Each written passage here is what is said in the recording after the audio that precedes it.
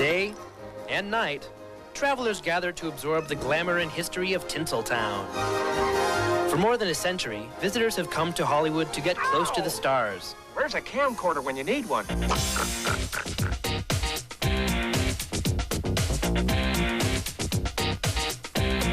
But these days, the price you pay may not get you more than a waxy recreation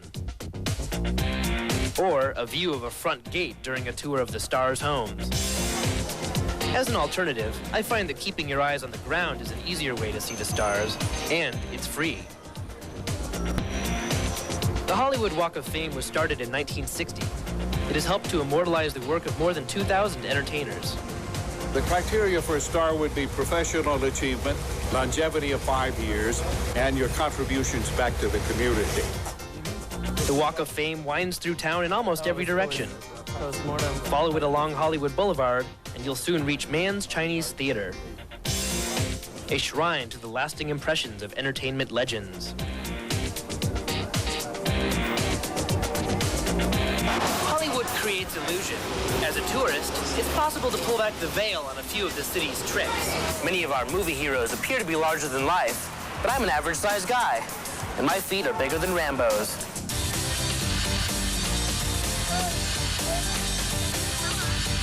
For a more dramatic presentation of movie magic, I headed over to one of the area's most famous tourist attractions. At about $34 per person, Universal's studio tour is the most expensive in town. But it doesn't take a wise guy to figure out why. Well, you've got to save it before, you know. This here is Jaws, very famous, made in several pictures by Steven Spielberg. Yeah, just place your head right in here. Right inside there. Check his tonsil. In addition to attractions like Jurassic Park, The Ride, Universal offers a tram tour that takes visitors behind the scenes of a working studio. Currently on New York Street, they are getting ready to film a new 20th Century Fox production called Jingle All the Way, starring Arnold Schwarzenegger and Sinbad. The tram tour also includes some unexpected twists and turns, not to mention an earthquake. It was here that I realized coming face to face with the famous can sometimes be a hazardous undertaking, but one well worth the effort. On location in Hollywood, I'm Chuck Kapelke for Let's Go Travel Guides. Well, that was kind of cool. That's very cool. So I'm walk over Michael Jackson. Yeah, and we got Boston to look forward to, yeah, and San Francisco, and Hollywood. That's what's Hollywood Airport, so we got New York we and get all have jazzed Newsroom up. Worldview to look forward to. Right. Let's go there. Let's hit it. To enroll your school in CNN Newsroom and CNN Newsroom Worldview, or for information on our programs, in the U.S., call 1-800-344-6219. Outside the U.S., country code 1-215-860-2392. Now on Newsroom Worldview, counting down to Hong Kong's big switch. Kids governed for a day in Greece. And music to thine ears.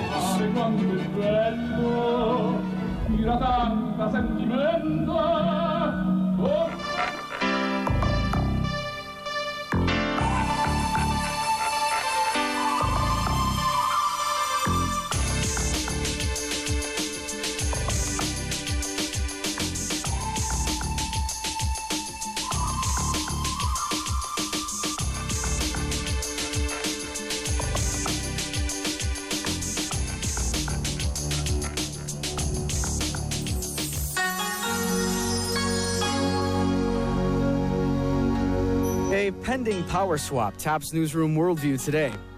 In less than a year, Great Britain's 99-year lease on Hong Kong expires, and the province reverts to Chinese control. For the Chinese, Hong Kong's homecoming is literally the reunion of the century, but the sentiment is not matched on the island. Andrea Koppel reports. China can't wait until 1997, and it's got the digital clock to prove it.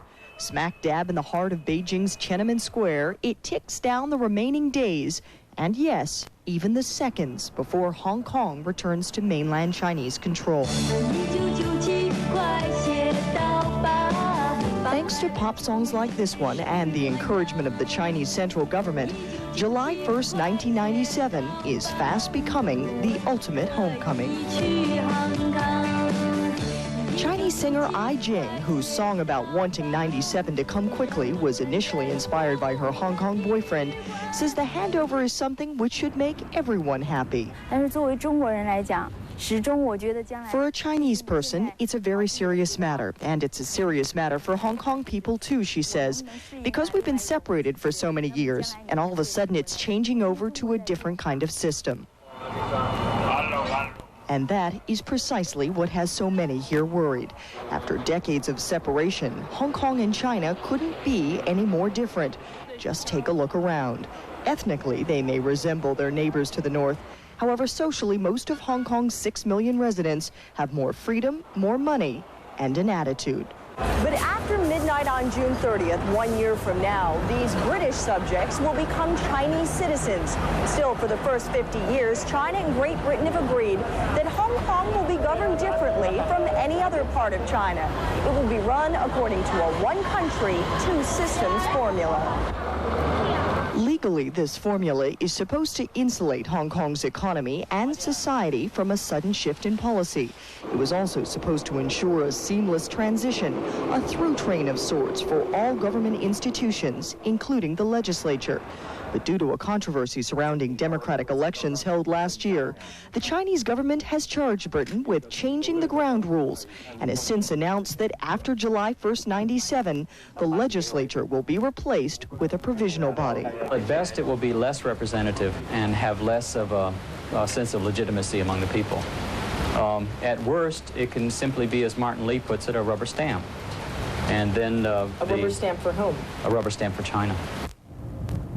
But for those who welcome Great Britain's departure, the success or failure of the handoff is simply a matter of attitude. We all hope we have a better new Hong Kong. Then we all try our best to be more devoted. In the more than 150 years since the Royal Navy forced China to surrender Hong Kong, what used to be a barren territory has developed into an economic dynamo. But 1 year from now, as the Union Jack sails off into the horizon, don't expect to hear a thank you from China. Andrea Koppel, CNN, Hong Kong.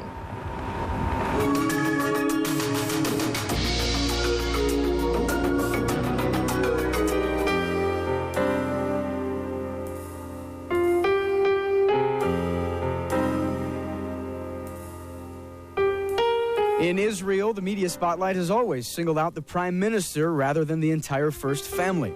But the nation's new leader has been somewhat upstaged recently by his wife. Gerald Kessel explains. Israel's most powerful figure is the prime minister, but it's Benjamin Netanyahu's wife, Sarah, who is dominating the news.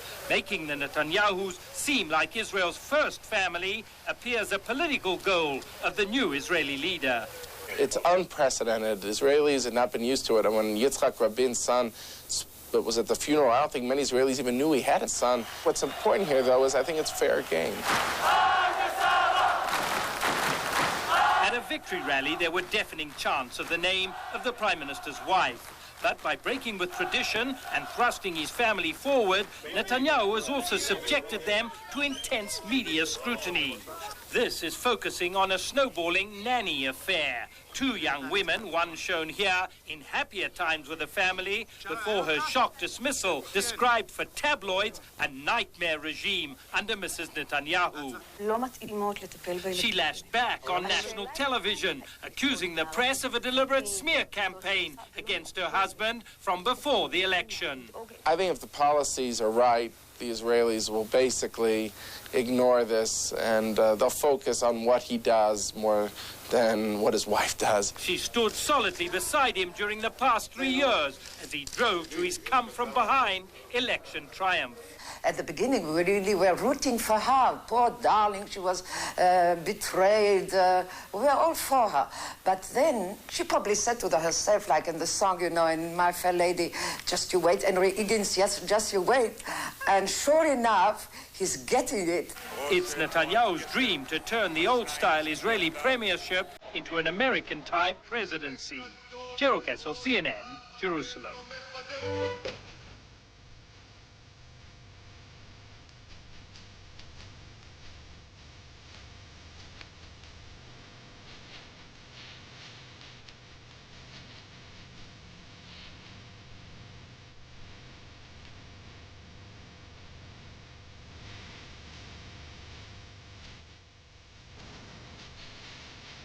An entertaining and thoughtful shakeup for the Greek government. Lawmakers there recently gave up their seats to a younger generation. A story from CNN World Report.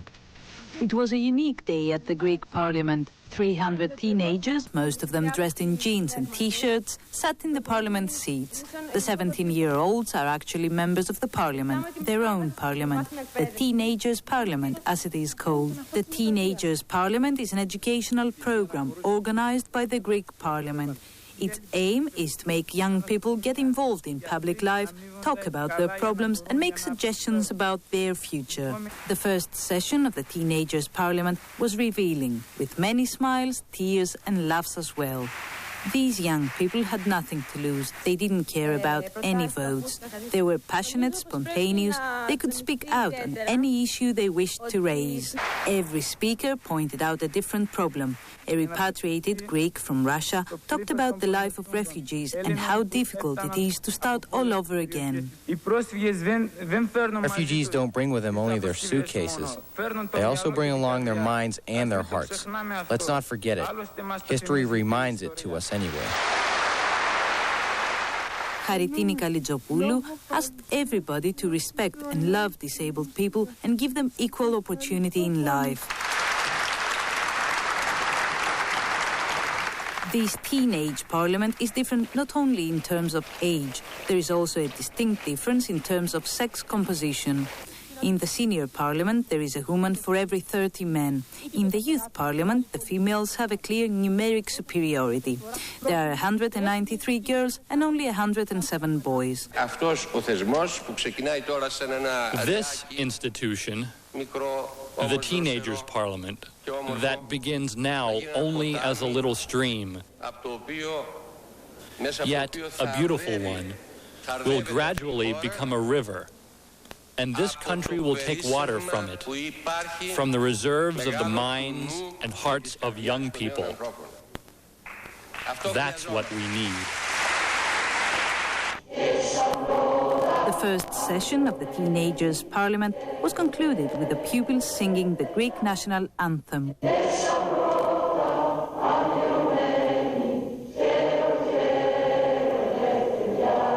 From Athens, Greece, this is Demi Hadji of Star Channel for CNN World Report. You can see lots more news from an international perspective on CNN World Report.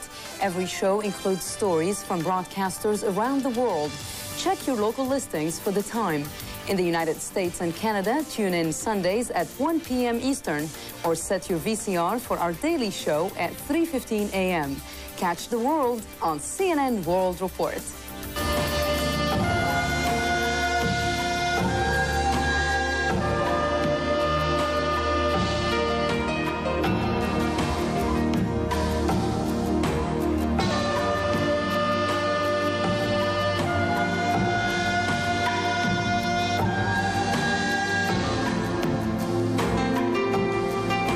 Japanese audiences were recently the first to see opera's greatest tenors once again do what they do best. Mei Lee reports on a trio that's back by popular demand. The preparation is overwhelming for a show that is setting out to overwhelm audiences around the globe. The Three Tenors 1996-97 tour promises to be the biggest and best yet. Instead of one concert only, the tour will hit 10 cities. Naturally, when they asked me if I had any interest to do this tour, I was particularly delighted because it would give me a chance to be with them together and develop a whole different kind of communication. He's one of the few conductors in our days that he really loved voices and respect voices. And this for us is, as I said, is a treat. It's a tremendous privilege.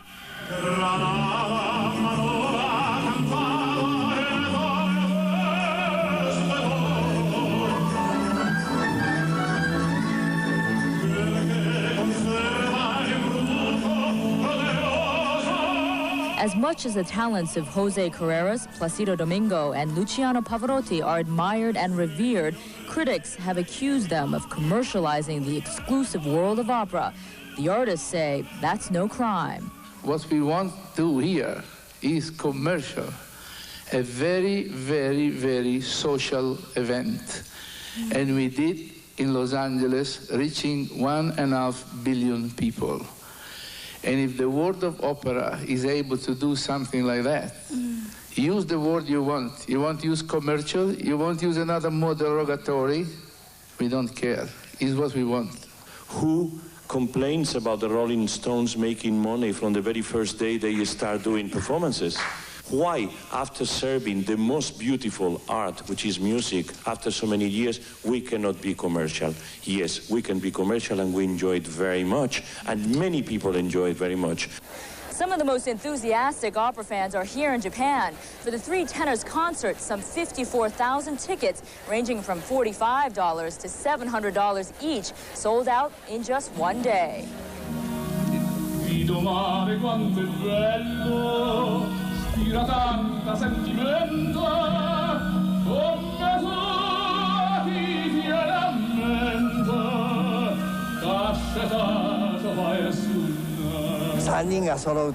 This is a great opportunity to see all three tenors at once. They're the three most famous tenors in the world, so it's like a dream for me to be here. And to enhance that dream for the Japanese masses, the three tenors sang in Japanese.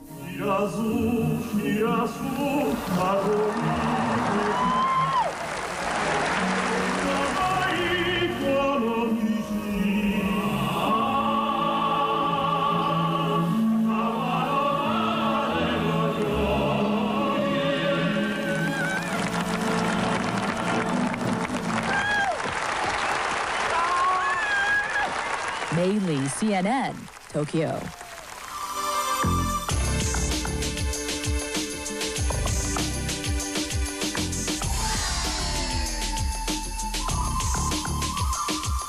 Face to face with the nightmare of civil war. Tomorrow, follow one reporter on a dangerous and unforgettable journey through Liberia. That and much more next time on Newsroom Worldview. Well, games are all over. Everybody's gone. Yeah, it's sort of sad, isn't it? Atlanta's back to normal. We complained about the traffic for a couple of days, but boy, I miss it. Yeah, we do miss it. The park is closed. Atlanta did a good job, don't you think?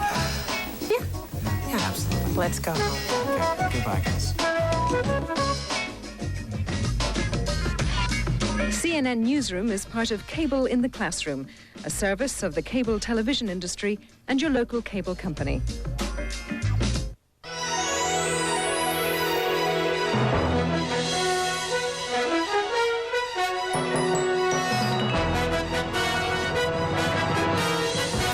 From CNN International, this is World News with Michael Holmes from the CNN Center. Hello and welcome. Coming up on this edition of World News, a Prime Minister goes to visit a king to try to get the peace process moving. The prosecution calls for the death penalty in the trial of former South Korean President Chun Doo-hwan. And a police summons for Indonesia's Megawati Sukarnoputri draws only her lawyers this time. Thanks for being with us. Israeli Prime Minister Benjamin Netanyahu's quest to revive stalled peace talks with Syria has taken him to Jordan. Mr. Netanyahu is in Jordan to meet with King Hussein. It is their first meeting since Netanyahu became Prime Minister. It comes 2 days after King Hussein met with Syrian President Hafez Assad in Damascus. In addition to the peace process, they're expected to discuss Jordanian-Israeli cooperation agreements reached with Israel's previous administration. King Hussein and Mr. Netanyahu are scheduled to hold a joint news conference. That's about 45 minutes from now. We expect to bring that to you live when it happens. A shadow hangs over next month's Bosnian elections following the collapse of last-ditch talks in the divided city of Mostar. That was on early Monday. European Union officials had set a deadline for Bosnian Croats to accept the results of their election loss to a Muslim-led coalition. The EU looks set to abandon its 2-year mission in the region, a promise it made unless the dispute was resolved. The NATO-led peace force has increased security in the region in anticipation of that withdrawal. A decision from the EU is expected Monday. Prosecutors in the trial of two former South Korean presidents are calling for the death sentence for Chun Doo-hwan and life imprisonment for No Tae-woo. In a trial which has sparked impassioned controversy in the country, Chun is charged with leading a military coup that led to the deaths of hundreds of pro-democracy protesters in the city of Gwangju 16 years ago. No is accused of playing a key role in those incidents. The charges of mutiny and treason carry a mandatory death penalty, but some analysts say it is not likely that such a sentence would be carried out.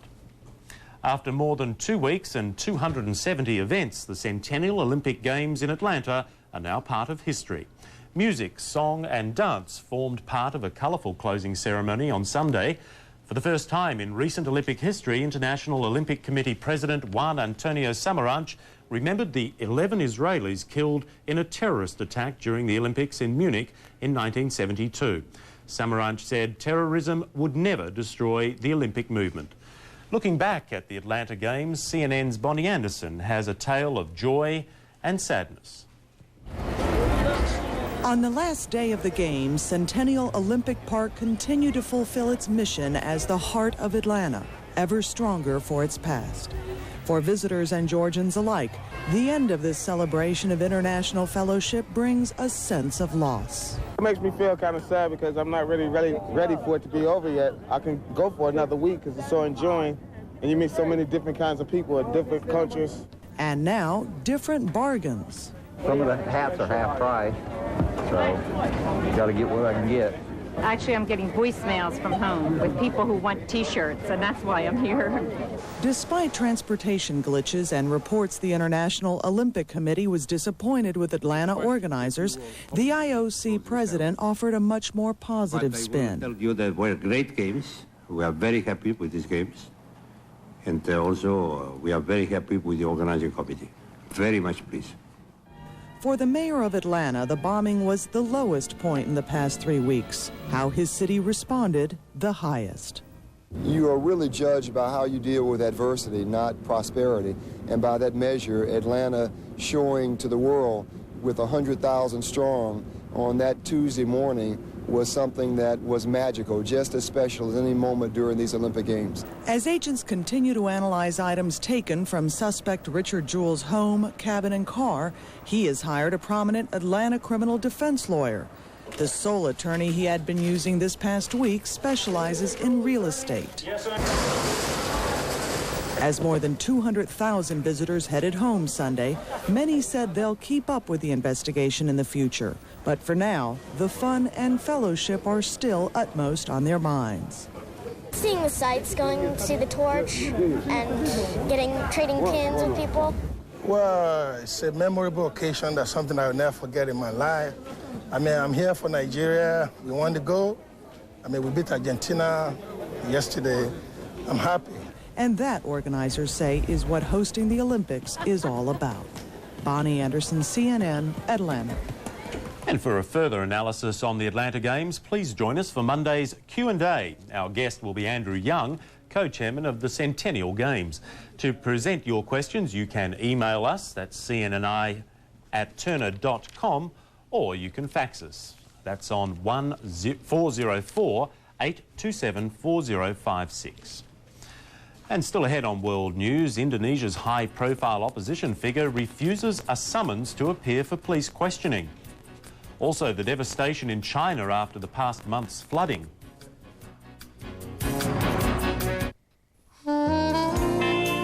News and information are essential for today's travellers. Make certain you choose one of these fine CNN International Partner hotels next time you travel.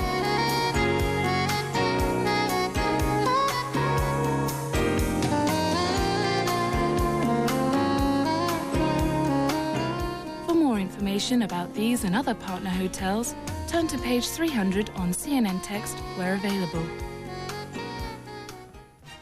On CNN International's Larry King Live, actor John Larroquette, Senator George McGovern, and former White House staffer Mike Deaver. Each one's life has been affected by alcoholism. Their stories only on CNN International.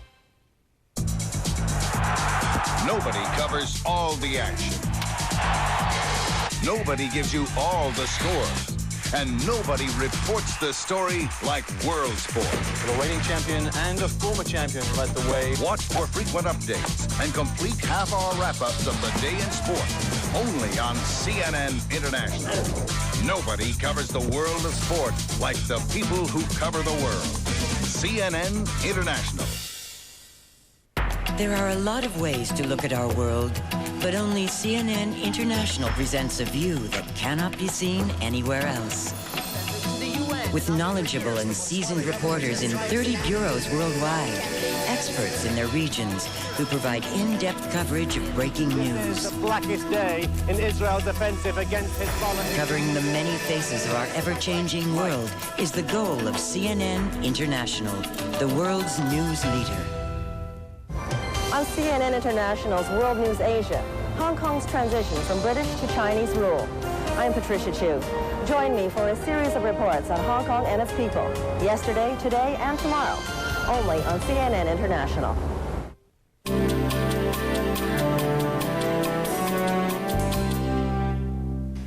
Welcome back. Indonesian opposition figure Megawati Sukarno Putri has not personally appeared in response to a police summons. Instead, she sent her attorneys to the session. That was several hours ago. Megawati is being called to answer questions regarding recent riots that followed a police takeover of her party's headquarters.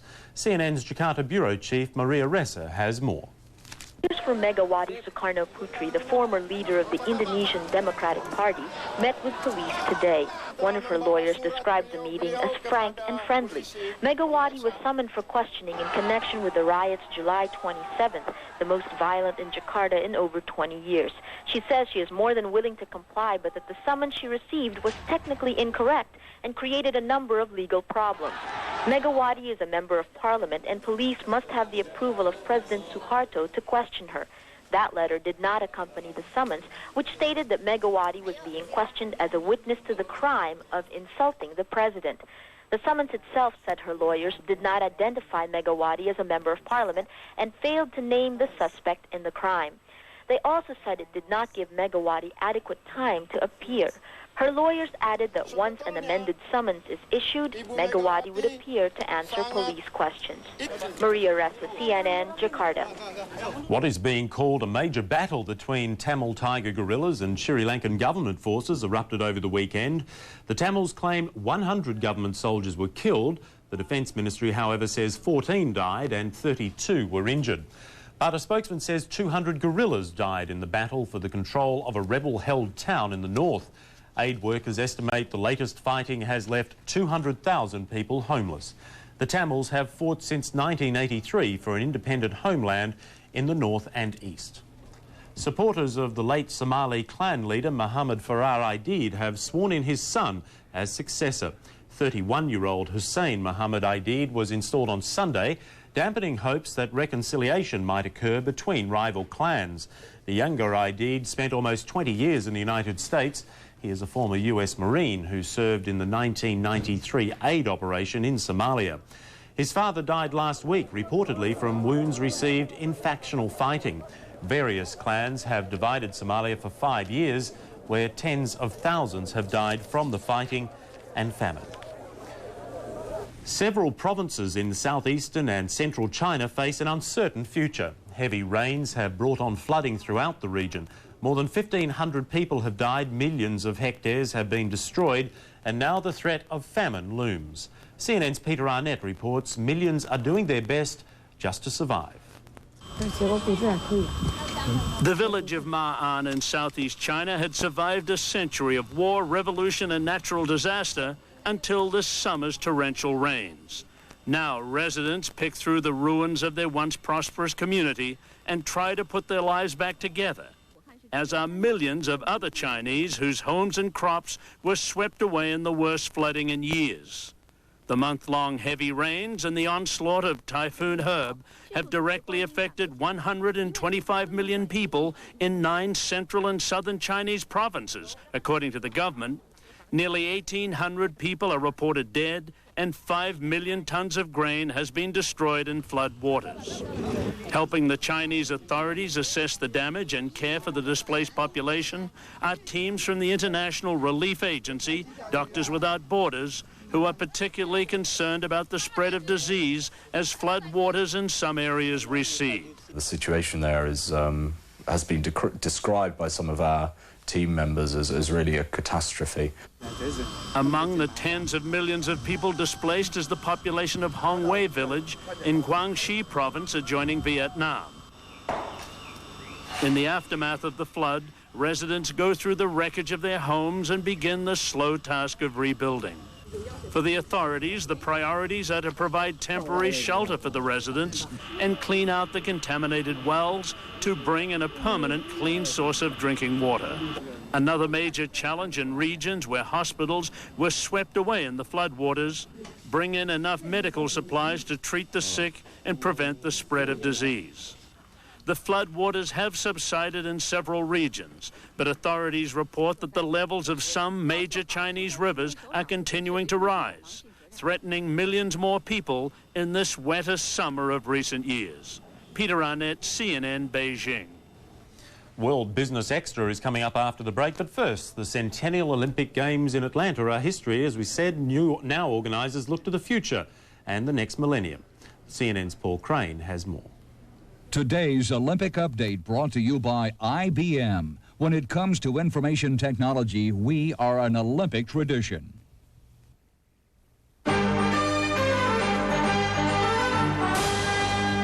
Olympic Update looks ahead to upcoming Olympic Games. In 2 years, the 1998 Winter Olympics will take place in Nagano, Japan. The 2000 Summer Games are slated for Sydney, Australia, while the 2002 Winter Games return to the United States in Salt Lake City. We are living a beginning of a golden era of sport. Sport is very important in our society, and even it will be more important in the future. 11 cities are bidding to host the 2004 Summer Olympics. These candidate cities must submit their official reports to the IOC by August 15th of this year. In 1997, an evaluation commission made up of IOC officials and National Olympic committees will visit each city, and on September 5th, the host city will be named in Lausanne, Switzerland. For Olympic Update, I'm Paul Crane.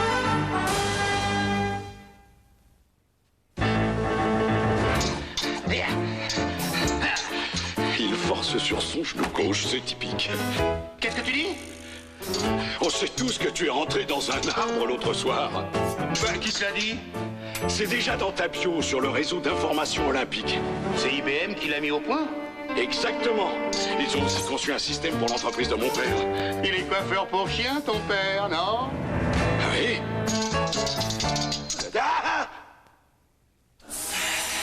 What can a picture be? Well, now, it can be more fun. It could be on paper. A picture can be an instant memory.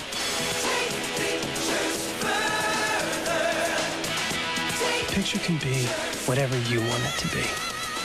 Because now, Kodak gives you the power to take pictures further.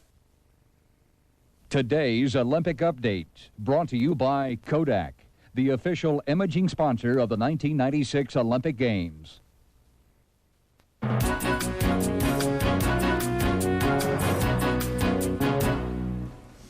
Welcome back. China says it plans to invest $1.5 billion in its northwestern Xinjiang region, an area plagued by unrest. The official Communist Party newspaper, The People's Daily, says the money is to go to 30 projects, such as road construction, oil fields and power plants. The region is rich in oil and gas reserves as well as minerals, but observers say the region lacks the infrastructure needed to exploit the region's natural resources. In international business news, corporate results hit the European stock markets. For the latest market action, let's go to Todd Benjamin in London once again for this World Business Today Extra. Hello again, Todd. Hello, Michael. European stock markets building on Friday's gains. The Financial Times 100 index is up 17 points at 3787. It's rallying on weaker than expected manufacturing output. Investors hoping this will persuade the government to cut interest rates. In Paris, the CAC 40 is 8 points higher. The Frankfurt DAX rising 14. In Zurich, the SMI, building on its more than 3% rally Friday, it's up 25. Investors in Italy welcoming lower than expected inflation figures. The consumer price index falling to 3.6% in July, down from 3.9% in June. The government expects inflation to fall to 3% or below by the end of 1996. Milan Stock Exchange is up 59 points. That's more than 0.5%. Some corporate results attracting investors. Swiss bank UBS posting first half results up by 1/3. Its shares rising 1% in Zurich. And British media company Pearson beating forecasts. First half profits in at $46 million. Analysts predicted $26 million. Still down on the year before. Pearson also selling its Westminster Press subsidiary to publisher Newsquest for over $450 million. Its shares leaping 3% in London. While British Airways reporting first quarter profits up 11%. Meanwhile, its battle with partner US Air continuing. BA saying it will fight US Air's legal action to remove BA directors off its board and force BA to sell its nearly 25% stake in the carrier. A quick look at the currencies. The dollar fighting back against a hammering from the Swiss franc off its New York close Friday at 147.45, or rather, let's take a look at that again. In terms of the German mark, the dollar is off its Friday close at 147.45, and it's higher against the yen at 106.90.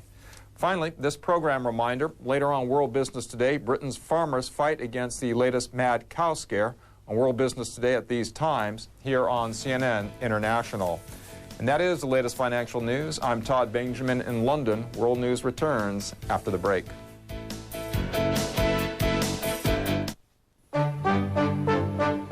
News and information are essential for today's travelers. Make certain you choose one of these fine CNN International Partner hotels next time you travel.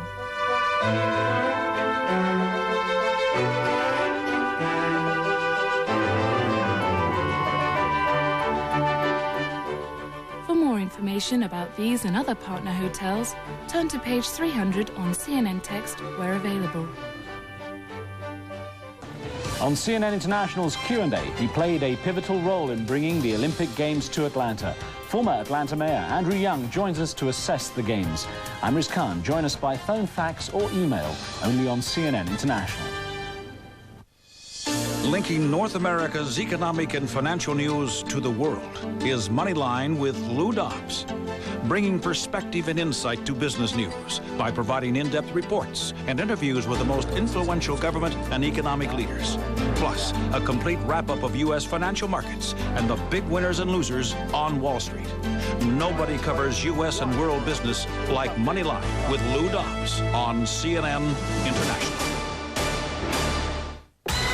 There's two new faces in Washington, both champions of the liberal cause, lifelong Democrats out to take on the Republican revolution. Excuse me, guys.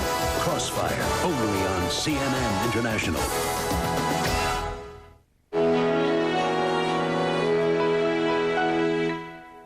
With 3 months left before national elections, US presidential candidate Bob Dole will try to jumpstart the race in a speech about 5 hours from now. Dole trails US President Bill Clinton by nearly 20% in many public opinion polls, so political observers will be watching carefully as Dole announces his economic plan, a plan some consider radical. Candy Crowley outlines what is known about the proposal. A lot of rumors out there. He won't say, but a Republican source says Bob Dole's economic plan will call for a 15% across-the-board income tax cut, the centerpiece in an overall plan to cut taxes by about $550 billion over 6 years. The White House has been warming up for weeks. But if it's as rumored that he's going to propose anywhere from a $500 to $600 billion tax cut, and without saying how it will be paid for specifically, then he will have reversed his own record. This will be a gold medal flip-flop by Senator Dole in terms of his past record. Dole's sources counter that Dole's record as a deficit hawk make him the perfect person to propose tax cuts. They like to cite the Nixon goes to China example. A source says Dole will outline the specifics of how he will pay for the cuts in his Chicago speech. The source reveals the plan will stick with bringing the budget into balance by 2002. Sources also note that Dole will not cut Medicare beyond what's currently on the table, nor will he touch Social Security or defense spending. To some degree, Dole will use projected economic growth to make up for lost tax revenue, but a source insists his reliance on growth will be moderate and provable. Still, top Dole staffers expect to hear a lot of critiques using the words smoke, mirrors, and voodoo economics. I think that there's no question, but the Dole, while it's ambitious, is also achievable, and it'll be a wonderful thing for the country. Dole's plan will also call for a healthy cut in capital gains taxes, a $500 per child tax credit, and various breaks for small businesses. On the list of possibilities, but rejected by Dole in Sunday's final analysis, payroll tax deductions. Sources say Dole also wants to change the structure, scope, and shape of the tax system and will pursue that during his first year in office. But the source adds Dole does not believe the economy can wait, so he sees his tax relief plan as a down payment on overall reform. Candy Crowley, CNN with the Dole campaign, Washington. Well, if you don't already know, the Atlanta Olympic Games are just a memory now. But they didn't end without some exciting competition. CNN's Scott Engler has the final results. It was the largest athletics undertaking in world history. The 96 Summer Games held 271 events over 16 days. They came to a raucous, rocking close in Olympic Stadium. With the competition behind them and fireworks above, the athletes celebrated the Games, and Juan Antonio Samaranch ordered the world's youth to reassemble 4 years from now in Sydney, Australia. Well, the marathon usually brings the Games to a close, but it was run early in the morning to avoid the stifling heat and the humidity that comes later in the day. That did prevent the fans from turning out in droves to cheer on the athletes. The biggest cheer was reserved for Josiah Dugwani, who won the closest marathon in Olympic history. He became the first black athlete ever to win a gold medal for South Africa. He won in 2 hours, 13 minutes, and 36 seconds, just 3 seconds ahead of South Korea's Lee Bong-ju. This medal is not for me, it's for Nelson Mandela. Mandela is not for me. It's running for country, it's running for presidency. It's not for me. But I was happy for get for medal for country, for my country. The U.S. women's basketball team turned in a memorable performance in their gold medal game against Brazil. The U.S. won 111-87. Lisa Leslie led the scoring with 29 points. Cuba picked up 2 more golds in boxing Sunday, winning golds in the flyweight and the light welterweight divisions. In the featherweight division, Cam Singh gave Thailand its first ever gold medal. The U.S. beat Cuba for the gold in the light middleweight class. Jirov won Kazakhstan's first ever boxing gold, and Glitchko won the gold for Ukraine. The Netherlands took home the volleyball gold medal Sunday in a thrilling win over #1 Italy. Just as exciting was the men's team handball gold medal match. Croatia outscored Sweden 27-26 in front of the largest crowd ever to watch a handball match. Without even lacing up a shoe or crossing a finish line, Russia picked up 2 bronze medals Sunday. An arbitration court reinstated swimmer Andrei Korniev and wrestler Zafar Gulyav. Both were stripped of their medals for testing positive for the drug Bramitin. The medals still left Russia behind Germany in total medals, though they finished second to the U.S. in gold medals. Now here's a look at Sunday's scores from Major League Baseball.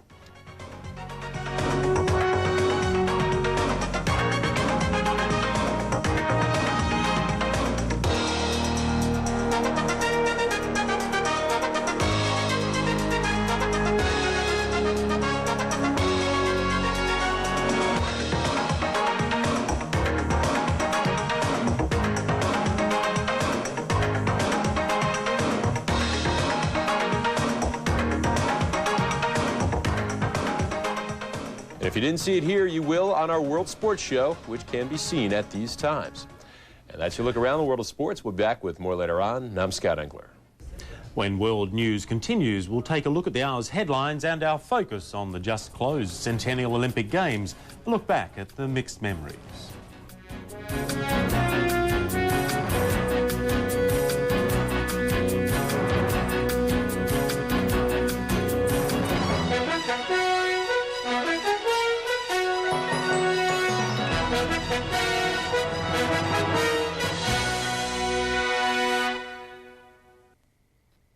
Into Monday evening, we're checking your weather forecast across Europe. It looks good, all the way from Scandinavia south into the central Mediterranean. Few scattered showers on up into parts of Germany, into Poland. It looks like more rain into the western Ukraine, more showers of rain expected there. And back across France, some rain in the forecast. Down south into the Mediterranean, still fairly mild. Looking well west, the front, back across the Emerald Isle, on up into Scotland, some rain showers expected there. We're watching that low offshore. It brings some rain into the future. But only off in the Atlantic for right now. South into Africa, it looks like more rain showers in the north and the east, but up through most of the Sahara into the Arabian Peninsula, warm weather, hot weather continues. Farther west, more rain showers all the way from about the Ivory Coast westward. Another wave developing, moving to the west. Through most of the Congo Basin, we stay fairly dry on in towards Zaire, south and east, all the way down to South Africa. Some rain showers expected there. And the front just sort of moves a little bit farther northward, waving somewhat up into southern parts of Madagascar. With that, maybe a little bit of rain. But again, overall, we're fairly dry through most of Africa. Scattered showers to the equatorial regions into the evening time. A better chance for some rain there, and really hot as you go on up towards the Arabian Peninsula. Detailed forecast for your day now.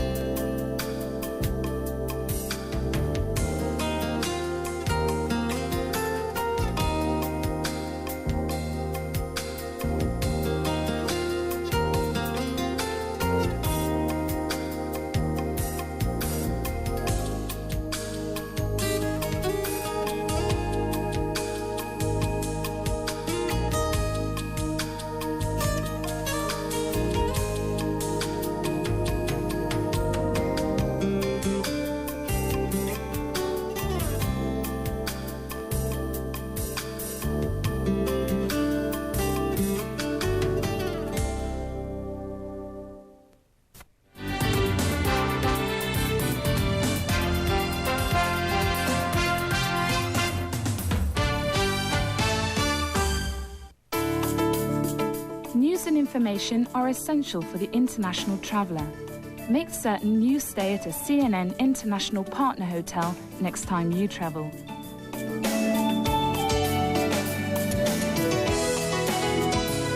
To receive your free copy of the Guide to CNN International Partner Hotels and our quarterly publication, CNN Traveller, ring 441494 791 929. This is CNN International, a network of Turner Broadcasting System. On CNN International's Larry King Live, actor John Larroquette, Senator George McGovern, and former White House staffer Mike Deaver. Each one's life has been affected by alcoholism. Their stories only on CNN International. It is the source of live breaking news for the entire world.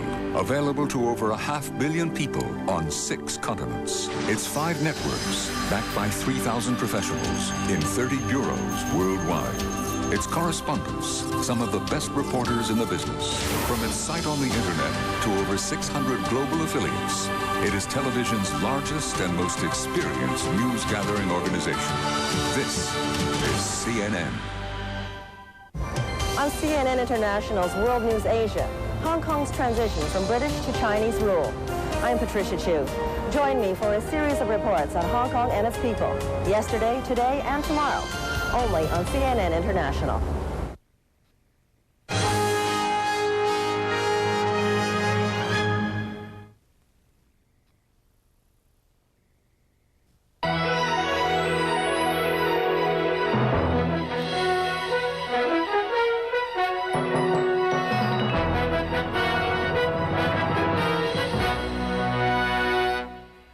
Time now to take a look at the hour's headlines. Israeli Prime Minister Benjamin Netanyahu is in Amman, Jordan at this hour for a day of talks with King Hussein. The King's meeting with Syria's President vhs-arh on Saturday is seen as giving him a potential role as an intermediary between Syria and Israel. The two leaders are scheduled to hold a news conference in the very near future, in the next hour or so. In South Korea's controversial trial of 2 former presidents, prosecutors are calling for the death sentence for Chun Do-hwan and life imprisonment for No Tae-woo. Chun is charged with leading a military coup that led to the deaths of hundreds of pro-democracy protesters in the city of Gwangju 16 years ago. No is accused of playing a key role in those incidents. Last-ditch talks are reportedly underway between Muslims and Croats in the divided Bosnian city of Mostar.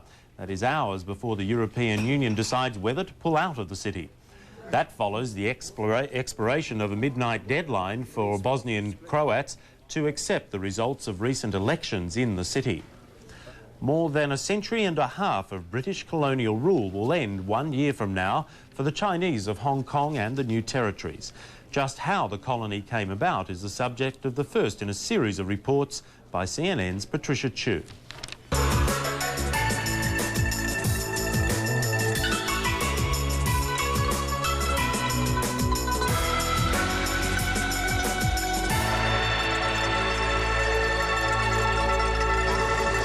There was a time when all of Hong Kong looked like this. Small walled villages nestled among the treeless mountains, each peopled by peasants of the same clan. Fishing families in their junks, bobbing in the fertile bays that also harbored a substantial number of pirates, lying in wait for cargo ships heavy with teas and silk.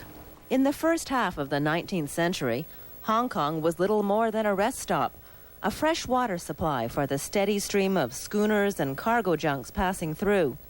Their destination lay up the Pearl River to China's southern gateway, Canton. It was a cosmopolitan place, a thriving port where traders from far-off America, Scandinavia, and Britain, among others, lived in their own enclaves, or cantons, closely watched by Chinese officials. It was also in Canton, or Guangzhou as it is now called, that the opium trade flourished. The seductive drug was Britain's answer to the mounting imbalance of payments between the two nations, brought on by the growing British appetite for Chinese tea. Opium addiction grew to such proportions that opium sales to China now outvalued all the tea and silk bought by Britain. China was buying too much opium, and the trading balance was reversed.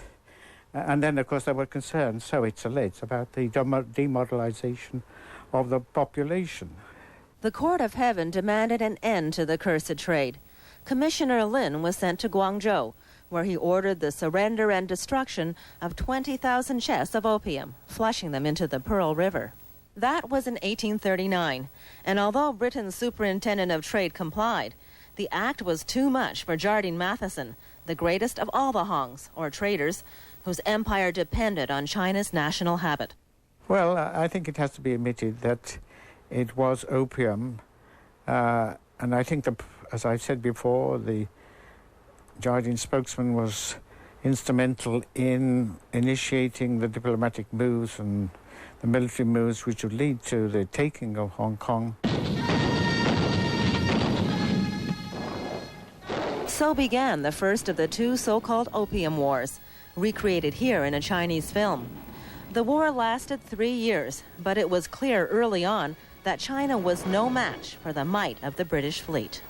When you compare the launchers and junks, war junks of the Celestial Empire at the time, they just weren't in the same league. You know, they had one or two equivalent 14th century cannon against a 100-gun broadside ship of the line. So it wasn't really a contest. It was a straight technological feat, really, that we won whenever we were faced with the forces of China. For China, the 1842 Treaty of Nanjing ushered in what is known as the 100 years of humiliation. The Mandarin court was forced to cede Hong Kong Island to Britain forever and to open up 5 other ports to Britain and later other Western powers. For Britain, Hong Kong was a dubious prize at best. While it provided a permanent and strategically located base, many saw it as not much more than a worthless barren rock. Yet, just 18 years later, Britain sought to expand that base. Thus, the Second Opium War, which added the tip of the Kowloon Peninsula across from Hong Kong Island to the British Empire. This is Boundary Street, Kowloon's northern limit. And perhaps if Britain had been content to stop here, next year might have been a year like any other. Instead, Britain sought and won a 99-year lease on the new territories. And when that lease expires on July 1st, 1997, China wants it back, and with it, the lands of Kowloon and Hong Kong that Britain took all those years ago. Patricia Chu, CNN, Hong Kong.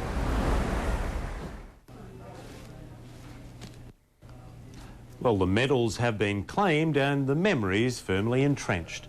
Atlanta's Centennial Olympic Games, like all before, included both triumph and tragedy. In our focus this hour, we recap the biggest ever Olympics, beginning with CNN's Bob Lorenz, who takes a look at the Games' likeliest enduring memories. The world will never forget the lasting image of the bombing at Centennial Olympic Park. It will remain etched in the mind and conscience, just as the tragedy in Munich will never be forgotten. But in 1972, the world also marveled at Mark Spitz's historic 7 gold medals. And similarly, the 96 Games of Atlanta have a broad canvas of remarkable feats from which to choose.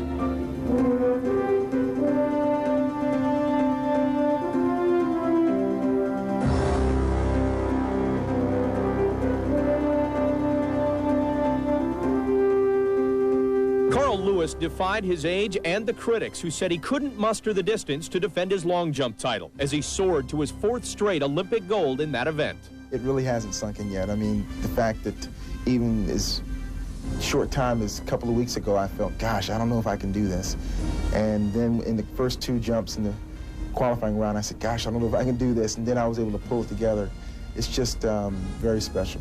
Michael Johnson not only became the first male athlete ever to win double gold in the 200 and 400 meters, but he took the 200 by tearing up the track in world record time, shaving 0.3 of a second off his old mark.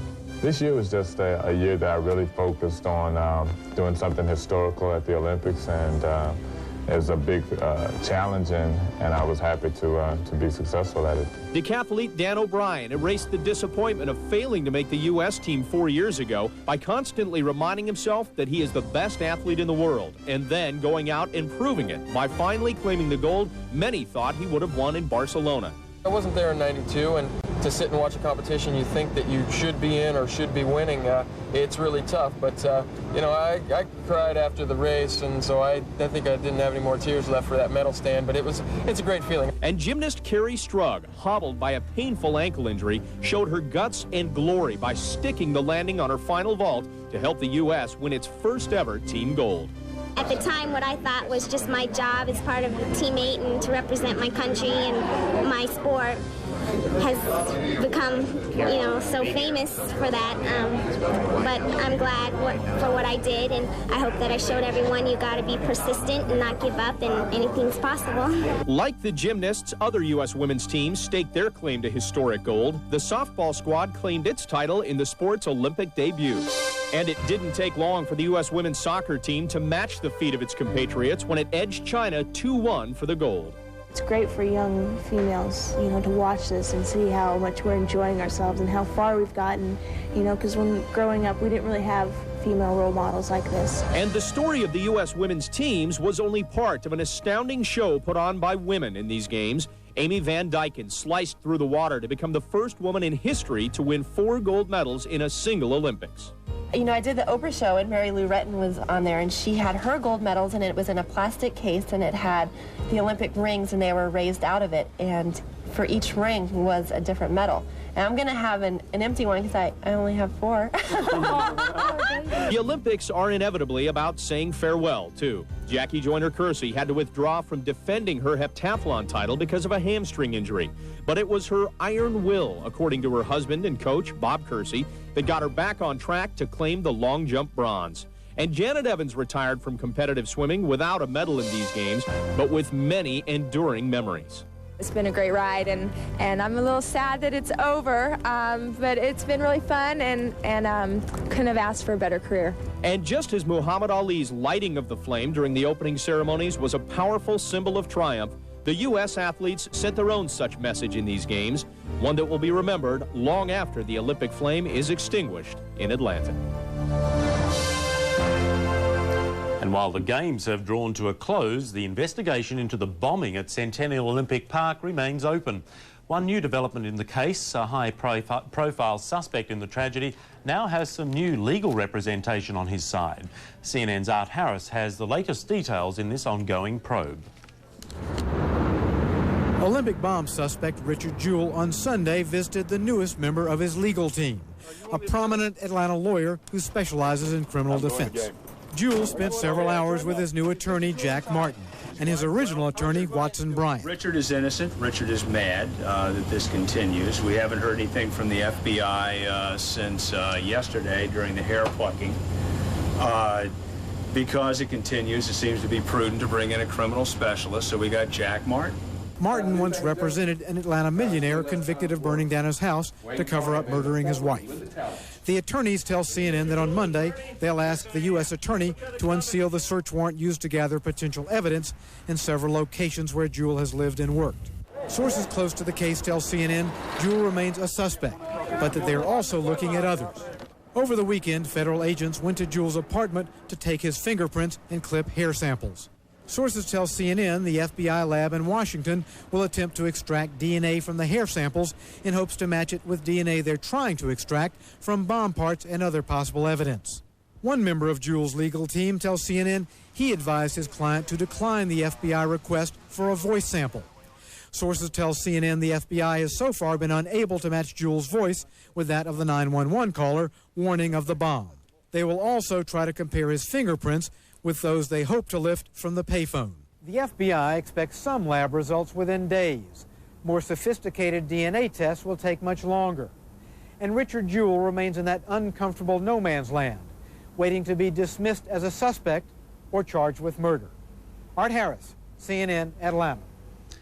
Well, what grade does Atlanta deserve as host city for the Summer Games? Tell us what you think on the next edition of our new program, Q&A. Our guest is the Atlanta Olympics Committee co-chairman, Andrew Young. When Q&A airs in the coming hours, you can take part by phoning us, or you can fax or email us with questions for Andrew Young in advance. Our email address is cnni@turner.com. The fax number, 1404-827-4056. And that concludes our focus this hour on the 1996 Centennial Olympic Games. And that is also world news for now. Thanks for watching.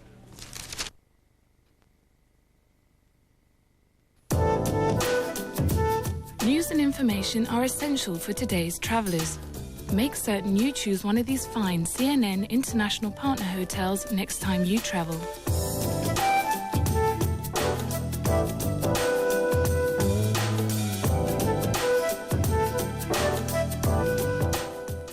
For more information about these and other partner hotels, turn to page 300 on CNN Text where available. Every president since Nixon has done Larry King Live. Jimmy Carter, a great ex-president. An incredible moment with Reagan. I asked him, what is it like to be shot? He answered, breathtaking. Controversy, world leaders, we got them. Arafat, Gorbachev, Farrakhan. Some nights I think history's being made right in our studio. Let me respond to this if I could, would you? And man, I love that. Log on to CNN Interactive for the latest news direct from the CNN newsroom. Rated #1 among all basic cable websites. With business from CNN FM, the new financial network from CNN. Sports scores and highlights from Nick and Fred. Fashion and interior design with Elsa. Entertainment news from Lauren and Jim. The whole world of CNN on the World Wide Web. We're here 24 hours a day at CNN.com. There are a lot of ways to look at our world, but only CNN International presents a view that cannot be seen anywhere else. With in-depth coverage of regional news and daily newscasts from Asia, the Americas, and Europe, anchored by reporters who've lived and worked there. And in the coming months, CNN will provide more regional news than ever before. Covering the many faces of our ever-changing world is the goal of CNN International, the world's news leader.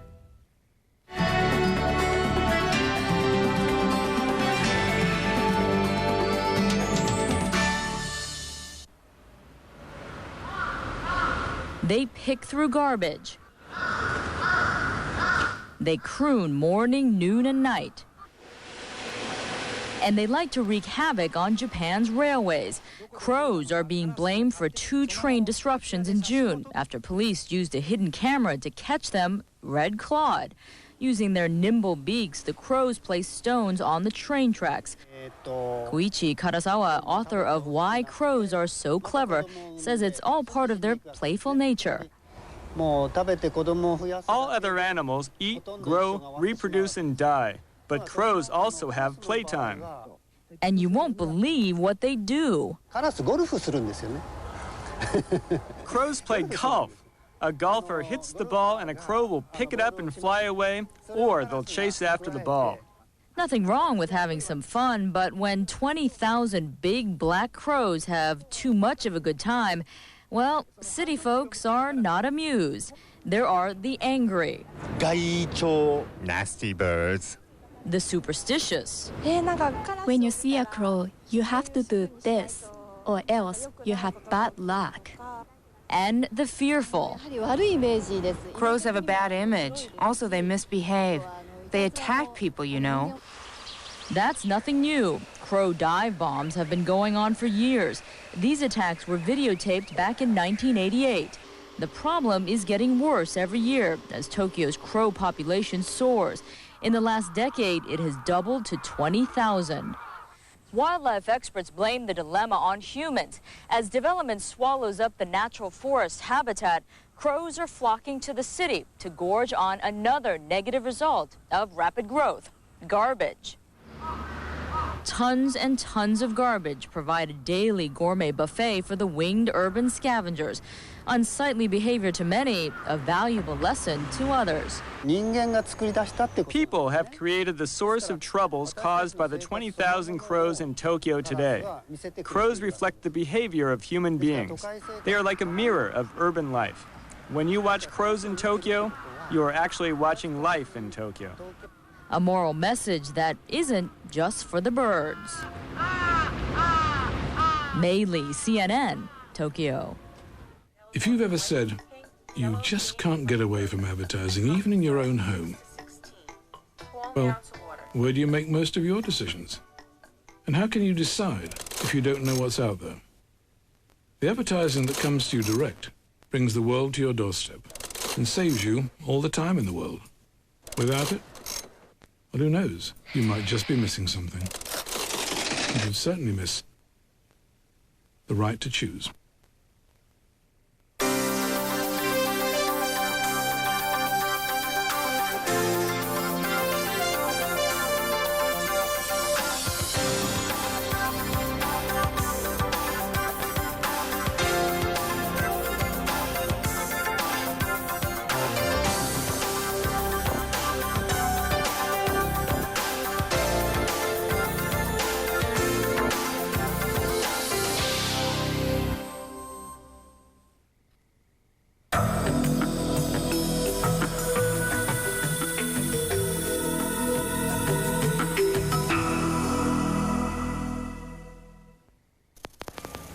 They remind us of another era, a time when cars defined our culture and ourselves.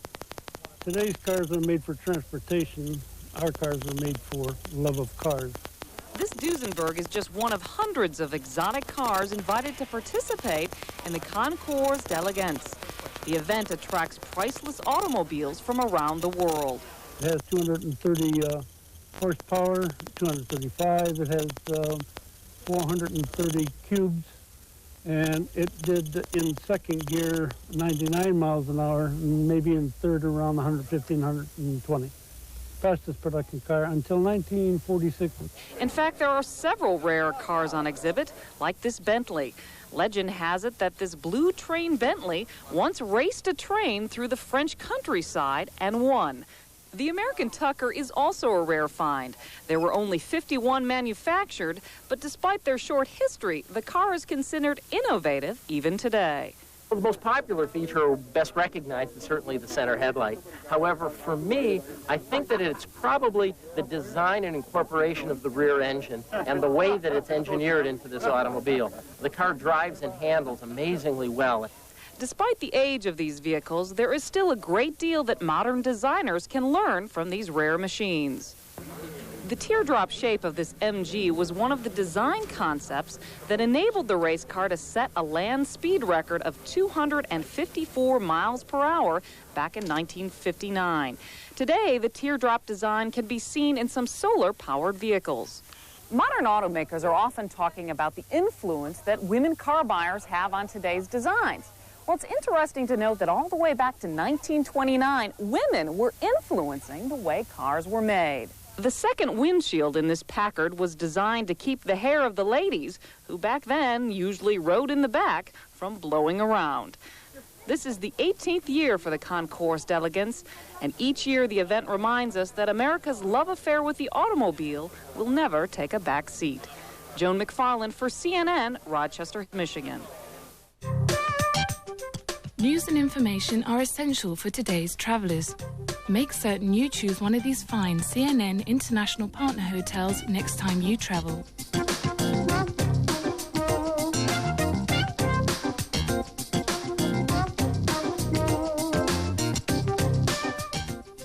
For more information about these and other partner hotels, turn to page 300 on CNN Text where available. 60 or so seconds of shaking turned Kobe into a chaotic nightmare. Frantic search for the living. The tragic loss of life is impossible to calculate. Yasser Arafat's back in Gaza. It was the first time the PLO leader had set foot on the West Bank in 27 years. Haiti will not give in, he says. U.S. forces are rapidly establishing a presence in Haiti's major cities. We will celebrate a new beginning. Wherever news breaks, we'll be there. Recently, Travel Guide explored Canada's oldest national park. This is Western Alberta, where the prairies meet the Canadian Rockies. And in the heart of all this beauty is Banff. For more than a century, tourists have been greeted by majestic peaks, abundant wildlife, and shimmering jewels like Lake Moraine. But Banff owes its status as a national park to an underground marvel, the Cave and Basin Hot Springs. This cave is the birthplace of the national parks in Canada. They set aside 10 square miles around these springs for the benefit of the Canadian public. Like many national parks in the United States, Banff is getting more popular all the time. For those who appreciate nature, the rewards are visible in most every direction. Travel Guide, weekends, only on CNN International.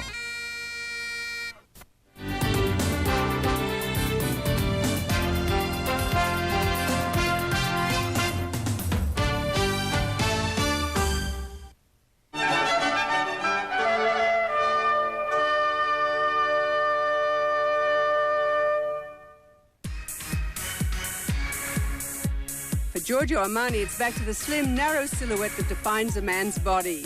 In his fall collection, he uses new fabrics to give structure to his pared-down shapes. Armani reflects the look in his sportswear as well as his tailored clothing. He makes knitwear an integral part of this collection, and he tells me that men can wear these clothes without feeling self-conscious. La volontà di rendere molto più moderno, molto più attuale l'abbigliamento maschile senza arrivare.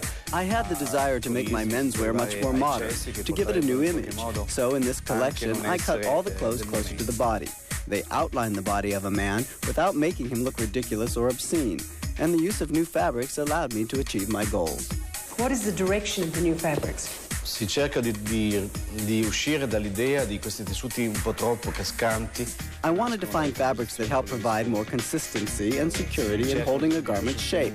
This doesn't negate what I've done in the past because the structure of my outfits is such that they still fall in the same way that they fell before, but now they have acquired more of a consistency. Giorgio, what are the fibers in these fabrics? In genere sono sempre piuttosto lane. Basically wool.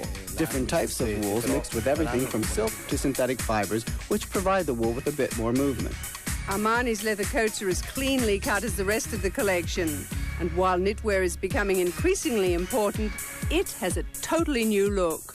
Penso che la maglieria che è più moderna, più attuale. I'm talking about knitwear that looks like fabric, but it's so much more. It's meant to be worn close to the body. How important is the tie? La cravatta è comunque sempre un accessorio importante per l'uomo perché... The tie is very important in this collection. There are many occasions when a man really has to wear a tie. Most of the ties were done in tone with the color of the suits. So they are all the same color as the suits, or they have very graphic designs done on a background that's the same color as the suit. The kinds of designs that can be seen from far away and that give an importance and a strength to the tie.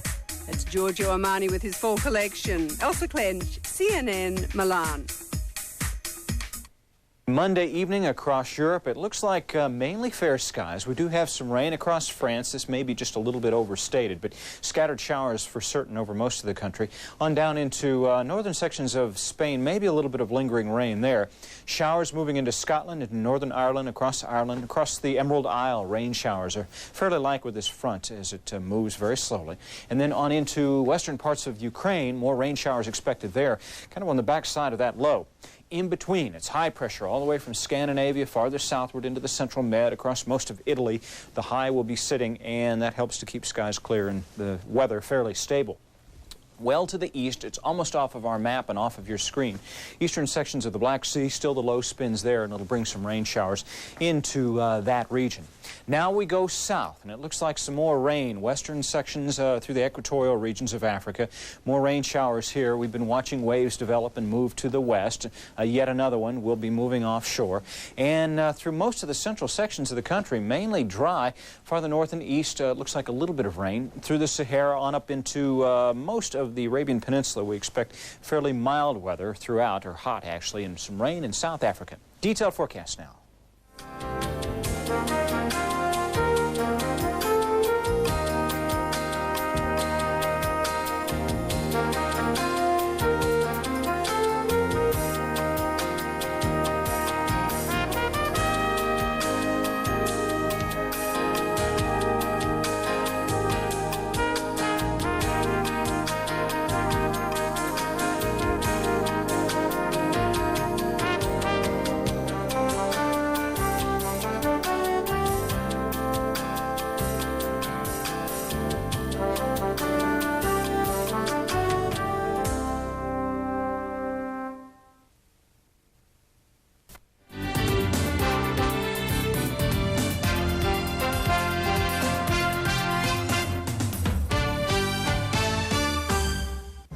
On CNN International's World News Asia, Hong Kong's transition from British to Chinese rule.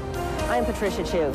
Join me for a series of reports on Hong Kong and its people, yesterday, today, and tomorrow, only on CNN International. On CNN International's Q&A, he played a pivotal role in bringing the Olympic Games to Atlanta. Former Atlanta Mayor Andrew Young joins us to assess the Games. I'm Riz Khan. Join us by phone, fax, or email, only on CNN International.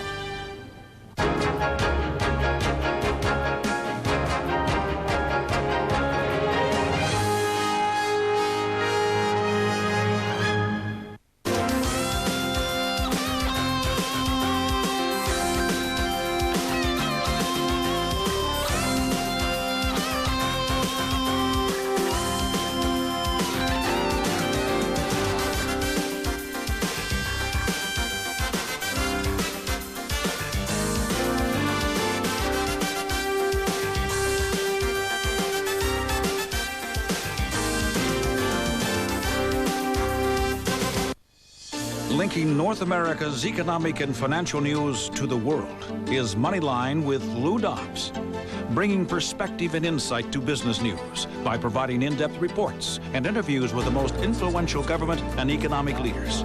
Plus, a complete wrap-up of U.S. financial markets and the big winners and losers on Wall Street.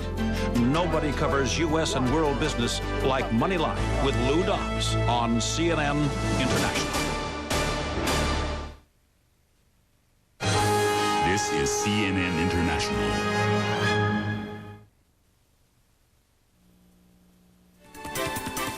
Candidate Bob Dole now just hours from unveiling the economic plan he hopes will propel him towards his goal of becoming President Bob Dole, as tax cuts are the centerpiece of his run for the White House. Wall Street turns in a stellar performance, the best week ever for the Dow Industrials. Now investors are asking, can stocks maintain their gold medal winning pace? Plus, gross encounters at the box office. We'll talk about the summer's big hits like Independence Day and the industry's multiple flops. Live from CNN's financial newsroom in New York City, the world's financial capital. This is Business Day with Stuart Varney and Deborah Marchini. Good morning and welcome to Business Day for this Monday, August 5th, 1996. I'm Deborah Marchini. And I'm Stuart Varney. We'll have details on all of our top stories in just a moment. Also this morning, why there was more than just one winner in the Wheaties Olympic box competition. Plus another salvo in the war against tobacco. Massachusetts forces tobacco companies to disclose precisely what they put in cigarettes. First, though, our top story. Stuart. Thanks very much, Deb. While President Clinton basks in the economy's stellar performance under his stewardship, Bob Dole is getting ready to say it'll do better under mine. To back up his claim, the presumptive Republican presidential nominee unveils his long-awaited economic plan in Chicago today. Sources tell CNN that the centerpiece is a call for sweeping tax cuts and moves to rein in the IRS. Claire Shipman has a preview of the Dole plan from Washington. Set to unveil his long-anticipated economic plan Monday, Bob Dole wasn't eager to spill the story in advance. A lot of rumors out there. There's a lot of people going to be disappointed. Disappointed about what? Okay, that's enough. All the rumors can be true. But Republican sources tell CNN that the presidential candidate will propose a 15% across-the-board tax cut, capital gains tax relief, a $500 per-child tax credit, and some tax breaks for small businesses. And reportedly, those proposals will be a down payment on even more sweeping tax reform. Bob Dole will commit himself, as he said yesterday in his radio address, to a major restructuring of the tax code that will not only reduce the intrusiveness of the IRS, but will be pro-family and pro-growth. Dole's economic presentation will be a defining moment for his candidacy, and Democrats and the White House have been waiting to pounce for weeks, eager to point out that Dole, who's long advocated fiscal responsibility, has flip-flopped. This is deja voodoo, too. This is a revisit back to the early 1980s. $3 trillion of debt later, I'm amazed that after all of the speeches Bob Dole has given on balancing the budget, he'd do it again. Democrats have seized on the question of how the tax cuts will be paid for.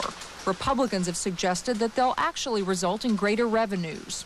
It is not right it is not commonsensical to basically assume a tax cut will pay for itself. But the Dole team and other Republicans insist the plan does make fiscal sense and will still add up to a balanced budget by the year 2002. It's interesting to me that before anybody has actually seen Dole's economic growth package for the campaign, they're already attacking it viciously. Still, Democrats weren't the only ones on the attack. The bipartisan Concord Coalition paid for a full-page ad in the New York Times Sunday, signed by prominent Republicans like former Senator Warren Rudman.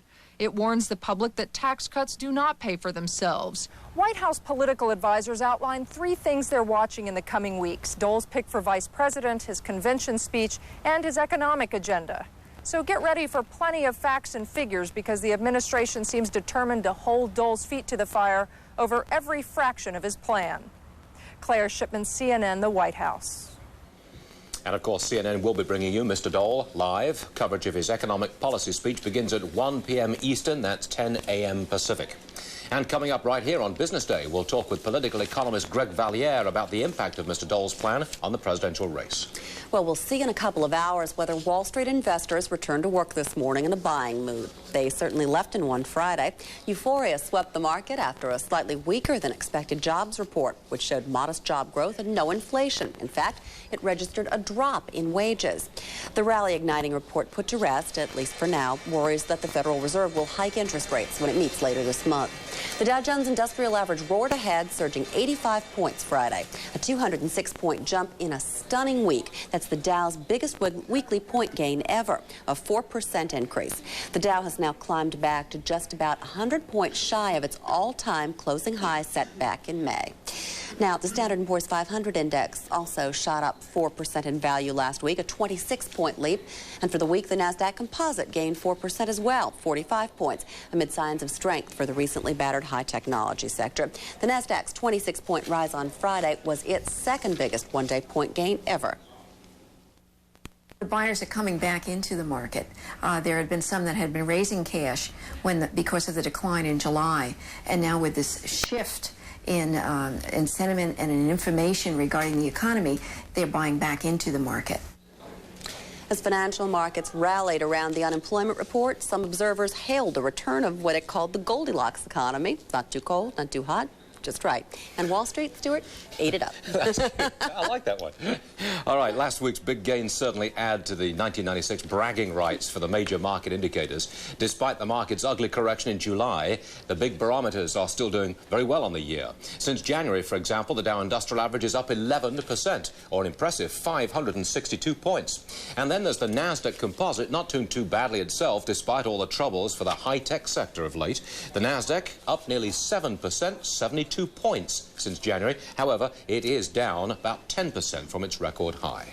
Well, this could be a challenging week for the bond market. The Treasury's quarterly refunding of $39 billion in U.S. Treasury notes kicks off tomorrow. How well that government debt is received can have an impact on long-term bonds, which surged about 1 1/3 Friday on that favorable jobs report, bringing the yield on that bond down to levels not seen in months. Let's get the latest reading now in London trading. The 30-year Treasury bond down 5/32 of a point in price. The yield still well below last week's levels, though, at 6.74%. Of course, bond traders will also be focusing on the latest economic news. They always do they not? It was just days ago that the word on Wall Street was the economy is overheating, inflation is on the rise, a hike in short-term interest rates, all but certain. However, sentiment has clearly since turned around, thanks to a string of weaker-than-expected economic reports, especially Friday's jobs figures. And the fact that the most recent numbers indicated some slowdown in the pace of growth in the economy reduces the urgency for the Federal Reserve to tighten monetary policy. A short time ago, it seemed like probabilities of the Fed hiking rates were very high, but those probabilities are reduced that they're going to move during the month of August. Now that the employment report hurdle has been successfully jumped, we have new reports that investors will be watching very closely this week too.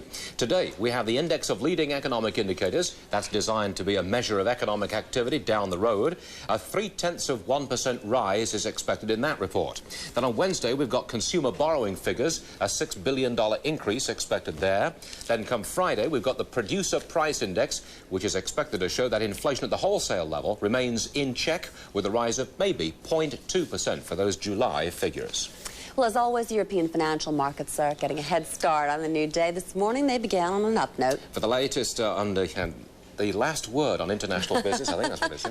Let's go to Todd Benjamin. He's in our London bureau, standing by with the last word on business. Good morning to you, Todd. Good morning, Stuart, Deborah. European stock market still riding high on Wall Street's performance Friday. London also getting a lift from weaker than expected manufacturing output. Dealers hoping that might lead to another interest rate cut. The Financial Times 100 index now 14 points higher. Gains for the HSBC Group and Zeneca helping. In Frankfurt, the DAX up 16 points. The CAC 40 in Paris 6 points higher. And Zurich doing the best, up 27 points, or nearly 1%. A 1% gain for UBS stock helping the Swiss market. The bank turning in a 33% hike in first-half profits to some $930 million. British Airways says it will fight court action by its partner US Air. US Air wants BA to sell its stake in US Air, but BA says it will not divest its interests. BA also reporting an 11% increase in first-quarter profits to $230 million. In Tokyo, stocks also enjoying Wall Street's rally, the Nikkei closing 137 points higher. As for the dollar, it's slightly higher on the yen, also up a notch on the mark, and lower on the pound. And finally, Brent crude prices up 26 cents in London. Traders unsettled by unconfirmed reports linking Iran to recent terrorist activity. And Deborah and Stuart, that is the latest from here. That's Todd Benjamin in London. We'll talk to you again shortly. Thanks, Todd.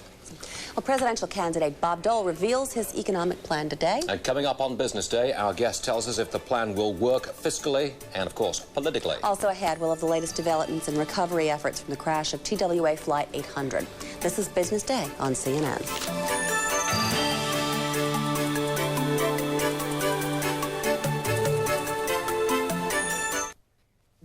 They live in space, 36,000 kilometers from the Earth.